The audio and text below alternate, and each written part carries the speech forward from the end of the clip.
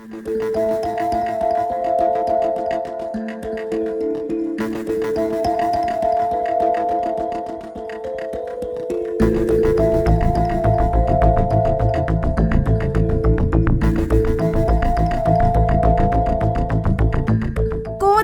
കുത്തുകുഴിയിലെ വർക്ക്ഷോപ്പിൽ നിന്ന് ബൈക്ക് മോഷ്ടിച്ച കേസിൽ അറസ്റ്റിലായ പ്രതിയെ പോലീസ് തെളിവെടുപ്പിനെത്തിച്ചു.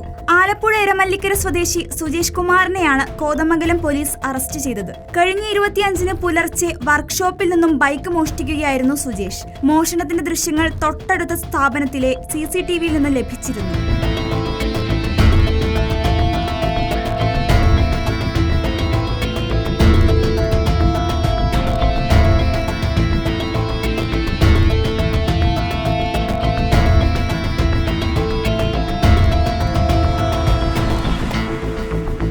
തുടർന്ന് നടത്തിയ അന്വേഷണത്തിനൊടുവിലാണ് ഇയാൾ പിടിയിലാകുന്നത്. ആലപ്പുഴ, അടിമാലി, മാന്നാർ തുടങ്ങിയ വിവിധ പോലീസ് സ്റ്റേഷനുകളിൽ ഇയാൾക്കെതിരെ നിരവധി കേസുകളുണ്ട്.